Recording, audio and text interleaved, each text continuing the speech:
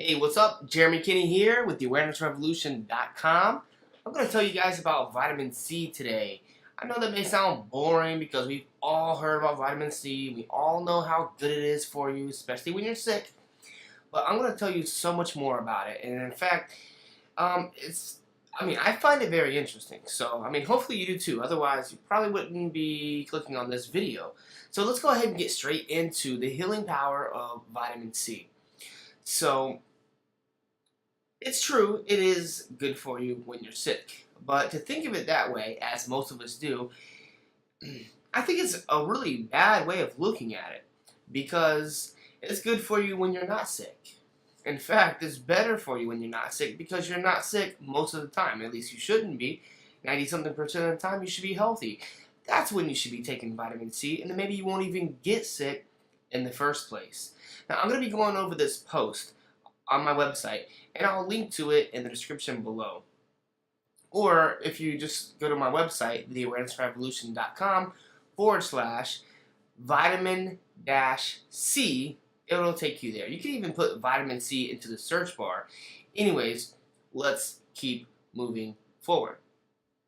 So, we all think of vitamin C as being like a remedy for a cold. But it's not actually very effective for that. There's actually a lot better things you could take to fight a cold. Since I'm on this subject, I do want to let you know about a video. I'll try to remember to link to it in the description. Maybe I'll just put it at the very end of the video as a end card, like a little video about how I prevent the flu. And I use a bunch of different things for my immune system. But while that's all really good, and there's a lot of things that are better for fighting a cold than vitamin C is still really important. It's just it's not as important for fighting a cold, because there's better things. And it does a lot more than boost your immune system, as we've all been told. So one of the first things that I think of when I think of the vitamin C is the fact that we can't make it endogenously, which means our bodies don't make our own vitamin C. It may come as a shock to learn that most mammals actually do, but we're one of the only mammals that doesn't make or store vitamin C. That's why it's so important to get it in your diet. See, there's a lot of nutrients that our bodies can produce on its own. Nutrients that it cannot produce are known as essential nutrients. So, vitamin C is essential to good health, and it's a lot safer than medicine. You know, when you go to the doctor, you get prescription medicine, stuff like that. It's a lot safer than prescription pills, and the body actually has a requirement for it. The body doesn't have a requirement for prescription drugs. So there's no like deficiency of statin drugs or whatever it is. But the body can develop a deficiency in vitamin C. It's called scurvy. So it's very good for you, it's needed, and it's safe. So why not take it, right? Now, some people will say that you can get all the vitamins you need through your food. And if that's the way you feel, then more power to you. I hope your diet is good. But I don't think that's the case. And even if it is, why take the chances? So I think that supplementing with vitamin C is essential in our daily living because we've got so many stressful situations and stresses in our environment, like toxins, that our bodies just we demand a lot of it, a lot from our body. So it's better to get more nutrients, and the soils are deficient. So the food, even if you're eating real food, which most of us aren't, the food is deficient. So I recommend some of these things. I've got this powder, and hibiscus flowers. But I'm going to get more into that. And of course, you can get links to where you can buy these exact ones on the page on my website, which again is linked down below. But I'm going to go through this little bit by little bit in this post. Now, vitamin C is safer than water because we all know we can drown, but there's no known lethal dose to vitamin C. We'll basically just poop it out or pee it out. And they say it's actually good to take so much vitamin C that you get that reaction. So if you're not getting diarrhea basically from taking a bunch of vitamin C, then you didn't take too much. And some people would even go as far as saying you didn't take enough.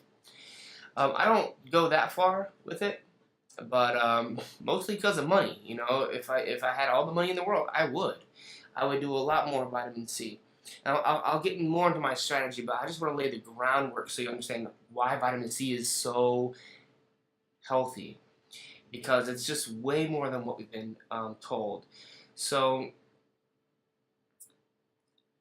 you would think that hospitals would give vitamin C because it's so essential to health and it's so safe.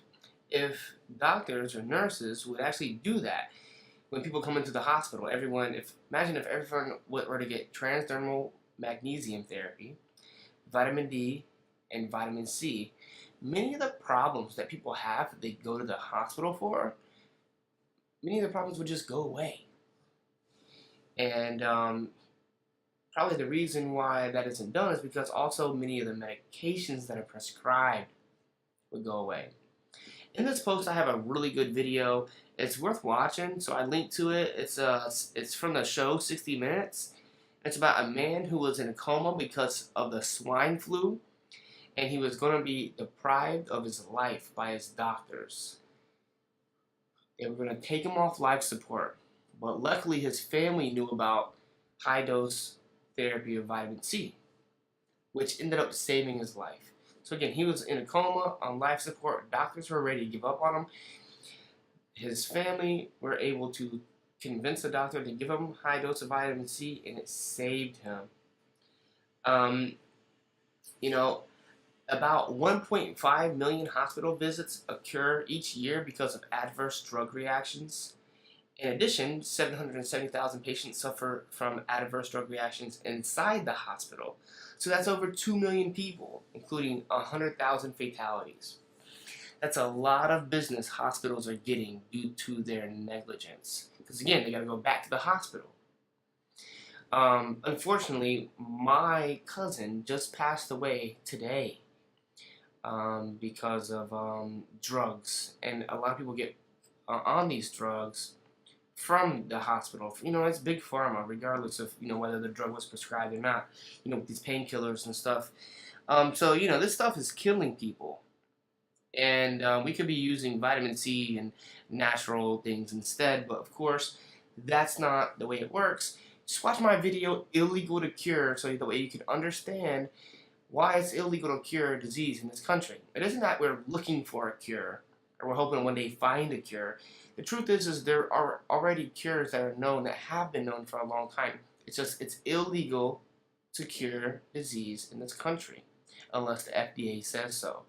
I'll try to remember to link to that in the description below, as well as at the end of the video, because it's a really good video for you to watch. So, adverse drug reactions are one of the leading causes of death in the United States. The sad thing is most adverse reactions could have been prevented. Why are we killing 100,000 people per year with drugs without even attempting to address nutritional needs such as vitamin C first? It's terrible for the people injured and for everyone paying into the medical system, because most hospital bills are paid via insurance, Medicare, Medicaid, but, you know, it's good for business. The doctors and pharmaceutical companies are making a killing. Alright, so let's go over some of the health benefits of vitamin C. It's an antioxidant, antihistamine, the cofactor for carnitine, which shuttles fat into the mitochondria, where most of our energy is produced. It protects against the #1 killer, heart disease.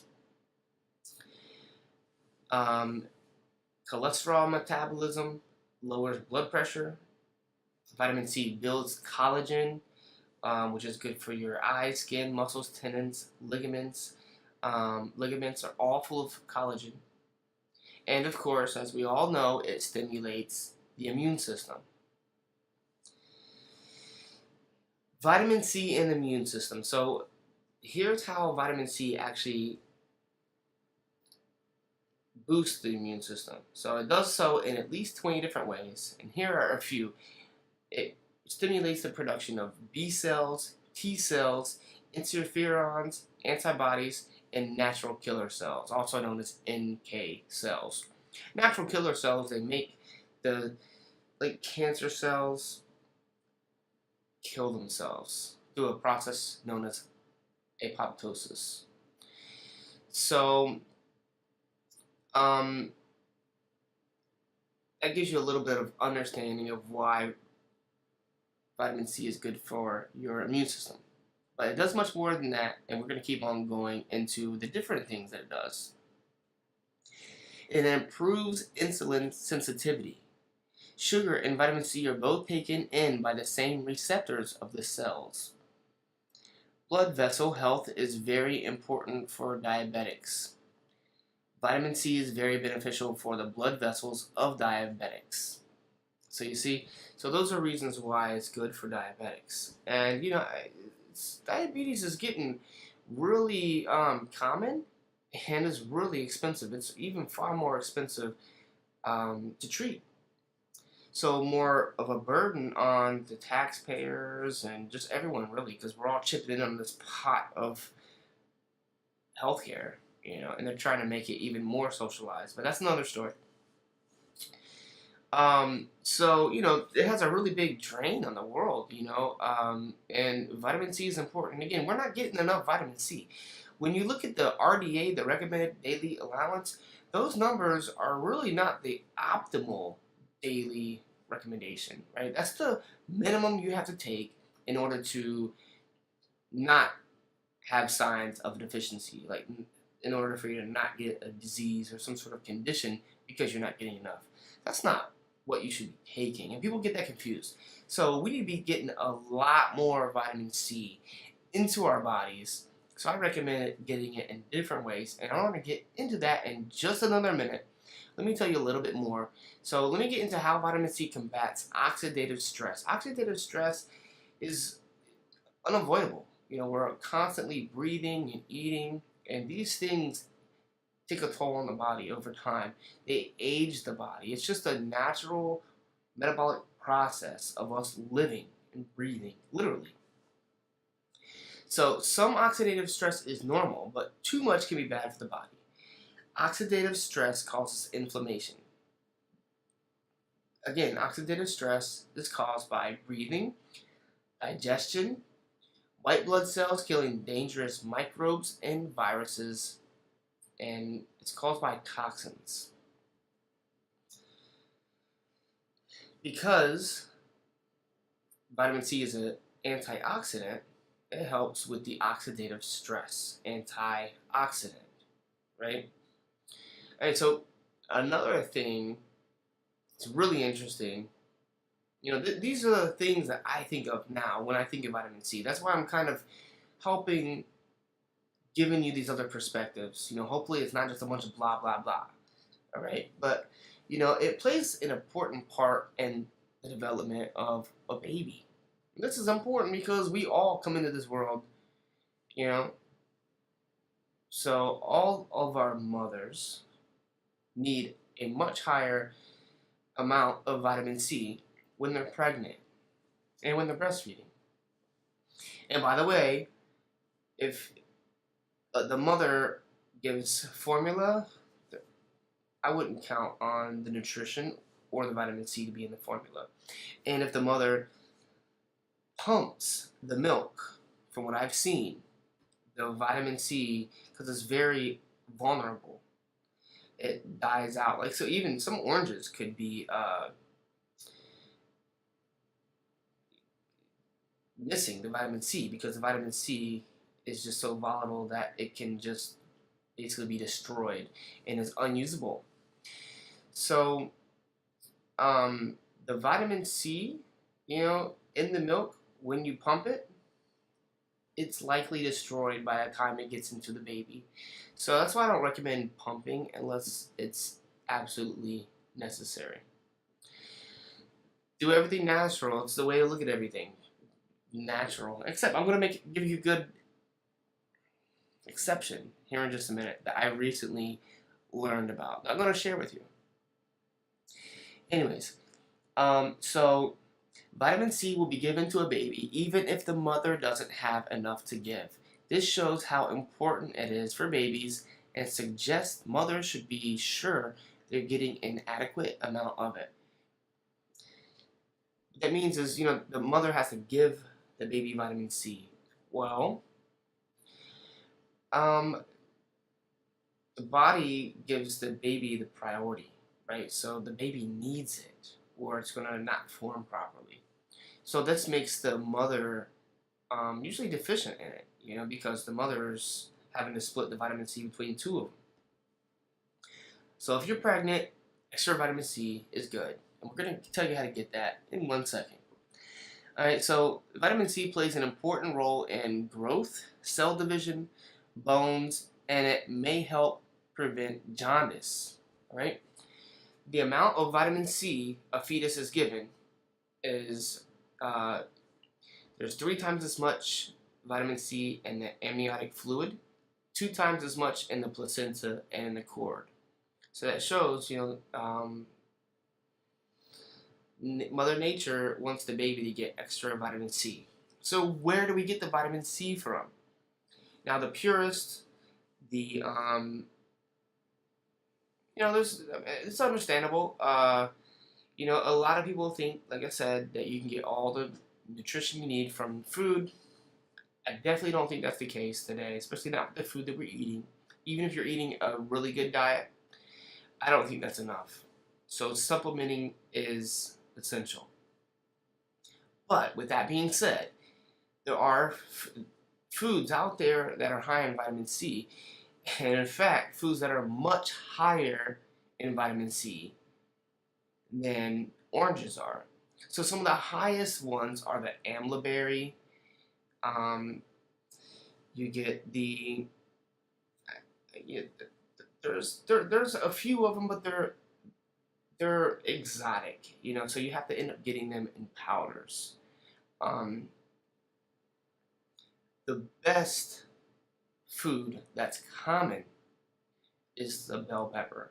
I love bell peppers, but if you cook it, you're going to destroy the vitamin C. Again, remember, vitamin C is easily destroyed. So raw bell peppers. I would say the second best, most common food is the kiwi. So other ones are berries, citrus, kale, and broccoli. Broccoli, maybe if you lightly steam it, you might have the vitamin C still in there. If you overcook it, probably not. If you eat it raw, some people don't like it raw. There's glycogen concerns and stuff like that, so some people shouldn't eat too much of it. But you get the point, all right? There's great food sources of vitamin C. And if you can't get enough through the food, then I recommend going to food-sourced powders. So this is my go-to for food-sourced powders. It's Health Force. And they've got a blend of different ones. So it's basically just acerola cherry extract powder.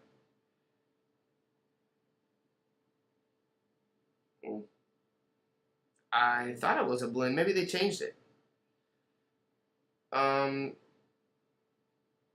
thought there was a few different berries in here, but it's been a while since I looked at it. So that's pretty much it, I guess. But it tastes good. It tastes good because some of these other ones, they may be a little bit higher in vitamin C, but it's hard to get down. With this stuff, I just mix this in water with some honey, and I make a drink. Actually, I've got a video on that. I'll try to link to that in the description below. Maybe at the end. Got a couple of vitamin C drinks. So another vitamin C drink video that I did is this. I call it the healthy Kool-Aid recipe because it makes it. These are just dried hibiscus flowers. Hibiscus is a beautiful flower and very colorful. And when you just soak it in water, the water turns red. You should sweeten it. I mean, we're just used to having sweet drinks, so you sweeten it with whatever you have. The healthier, the better. But you don't have to sweeten it. And it ends up being really red like Kool-Aid. And you can make it taste pretty good. So we drink those drinks regularly because you want to do a combination of things. You want to get it through your food, get vitamin C through your drinks. And then also, what we do is we'll use the sodium ascorbate. Now this is more for like when you're sick. When you first start to get sick, take a bunch of that. So I mix it in there. I mix these two together into a drink, and that way I'm getting different kinds. So the last thing that I do to get vitamin C is liposomal. Liposomal vitamin C and there's other nutrients you can get in the same way, but it's the highest bioavailability. So it's for optimal intracellular access. It's really good for babies too. But it's pretty expensive. So I don't have any right now. But there's a couple good brands, and some are more expensive than others. So it's really not that expensive, and you can make your own. But you got to make it right. And I'm going to get more into that in just a second. Another way that's really common is through IV, but this has to be done by a professional, so you have to go to a holistic doctor, and it costs money. Basically, liposomal vitamin C is kind of like getting the benefits of the IV, but without spending hundreds of dollars at the doctor. So they're all good in their own way, and if you can get them all done, attack it from every angle. Any chance you can get vitamin C in your body, it's the better. But Linus Pauling is really the one who made vitamin C, really put it on the radar and made it so big and famous. And the way that he was doing it to fight viruses and stuff, and had really good results. He was doing it through the IV. So they all have their own benefits. Of course, don't substitute supplements for healthy food. So get as much as you can through your food, and then also do the other things too. So sodium ascorbate, it's bowel tolerance daily dosing. So that's basically like bowel tolerance is like how much you can take until you fill it in your bowels, and that's what the term means. Also great to take when you're sick. Optimizes extracellular access, lymphatic and immune system, and gut detox. I did have a fifth one listed on here. Oral ascorbyl palmitate. I do want to warn, the most popular kind, like people are buying this stuff, is Ester C. It's calcium ascorbate. So it's readily available, but it's not good because it causes calcium buildup in the body. Instead, use the sodium ascorbate that I showed you. And again, there's links to this in this page, and the link to this page is in the description below. Liposomal vitamin C. So it's a really big breakthrough in medicine because it makes these nutrients so bioavailable. So there's other stuff, like I said. They have liposomal glutathione, but liposomal vitamin C is probably the most popular right now. And there's videos on YouTube where you can make it on your own, but again, this Dr. Thomas Levy that I'm getting ready to tell you about, he says that it's not the same if you make it at home. I don't know if he's just trying to sell the product, but I kind of believe him. I take his word for it. So I haven't even tried to make it at home. My goal is to get it in wholesale and get it in bulk and That way I can afford to take it more often. But, eventually, if I get more time, I'd make it on my own. But it will still, making it on your own, even though it may not be the same as buying a high quality liposomal product, it will still increase the bioavailability. So it's not wasted, right? So it's still good to make on your own. So if that sounds like something you want to do, look it up. Um, it does save you a lot of money. He says that it's better than taking, if you make it yourself, it's better than taking regular vitamin C, but it's really just an emulsion rather than actual liposomes. When making liposomal vitamin C at home, he says it does increase bioavailability and it allows you to intake more of it than regular vitamin C before getting diarrhea. But if you're really sick and trying to recover from a chronic illness, it's best to buy liposomal vitamin C instead of making it yourself. He also recommends what he calls a multi-C protocol, where you take vitamin C in multiple forms to get the best effect, which is basically what I'm telling you that I do. And yeah, so there's a video of him talking about it, and I recommend watching this. Watching these, I've got a few videos on here. They're worth checking out, so make sure to visit my page. And by the way, give me a thumbs up, you guys. If you're liking this content, you made it this far. I'm assuming that you're digging it a little bit at least. Give me a thumbs up, because that's going to help me get the word out, because it helps Google say, oh, this is a good video. And then they put it in front of more eyeballs, so to speak. So please give me a thumbs up, you guys, because this is an important topic, and I think I'm covering all my bases here, covering a lot of different angles on vitamin C. I don't know if anyone has put this all together in one video before. So thumbs up and share it, you guys. Share it, please. Natural vitamin C versus synthetic. Now here's something that I recently changed my mind on, because like I was saying earlier, I always thought that it had to be natural. Like the more natural, the better. And I thought vitamin C, we've all heard that the synthetic vitamin C, though it's identical in a lab, it's missing the cofactors that are present in vitamin C. So therefore, it's inferior. But, so like basically what I'm saying is, in nature, when you eat a bell pepper, you're not just getting vitamin C by itself. There are other nutrients in the plant that work together to make that vitamin C more potent and beneficial. So like, for example, when you look at like food sourced vitamin C's like this,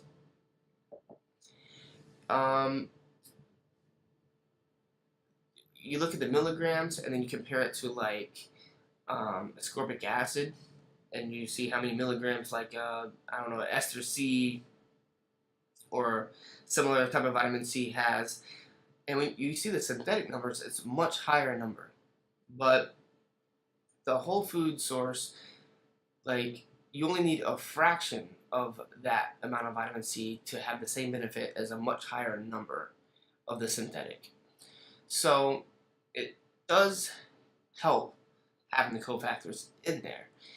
And word on the streets has been, for a long time, most people has gone with this and said that, when you take the synthetic form, it's robbing those cofactors, because the body still has to use the cofactors, so it's robbing your body of those nutrients to make this vitamin C work, which can cause an imbalance.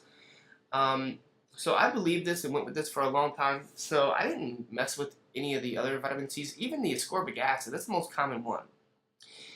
Even that has been shown to be helpful in high doses, like particularly against viral infections and stuff like that when you're sick. So even though it's not as good as the food-based vitamin C, that's from a food powdered down, it's still beneficial. But Suzanne Humphries, she's best known for her work with vaccines in her book Dissolving Illusions. But she also does a lot of stuff with vitamin C, which is pretty cool. But she brought up a lot of good points that I hadn't heard before.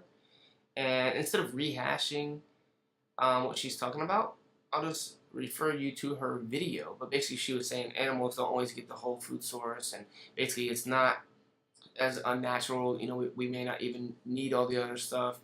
And she made a pretty compelling case for the synthetic being as good as the natural. And in fact, the natural might be a little bit more overpriced. You know, you might get more bang for your buck because this sodium ascorbate is really cheap. And so again, I like to try all the different kinds, use them all, and get as much in as I can. So at the bottom, I've got this healthy Kool-Aid recipe video. I should put this other vitamin C drink video. I'll try to put that at the bottom. So you can go to my page and find these recipes of how I make these drinks. They're really simple, which is important because if they're hard and they take time, you're not going to make them all the time. I live off this stuff. I don't even really buy many drinks from the store. I make them at home. They're healthier. I can use my own sweeteners. It's just fun, you know. So I do recommend making your own drinks. I actually have a whole playlist on YouTube for healthy drinks. I've got healthy products. That's another playlist. But I've got like 9 or 10 healthy drinks because you want to know how to make healthy drinks. Otherwise, you're going to be buying them. And when you're buying them, you're buying stuff in plastic a lot of times. And the plastic is leaching chemicals into your body, endocrine disruptors, things that are mimicking estrogens, these xenoestrogens. So that's a big issue in and of itself. But then you've got the high sugar content. So when you make it at home, instead of getting all that bad stuff, you can control what's in there. Plus, there's not a lot of healthy drinks anyway. So make sure to subscribe to my channel, guys. Check out my other ones, my videos, my playlists, and everything else that I have, because I've got tons of information. I hope this was beneficial for you. And if so, give me a thumbs up and subscribe so that way I know you liked it. If you have any questions, comments, let us know in the description below. I'd love to hear what you think, what kind of vitamin C you're taking, what experiences you've had, and if you step your dosage up and have some sort of, you know, benefit that comes from it, let us know in the comments below. I'd love to hear how it works for you. Thanks for watching, you guys, and I'll see you in the next video.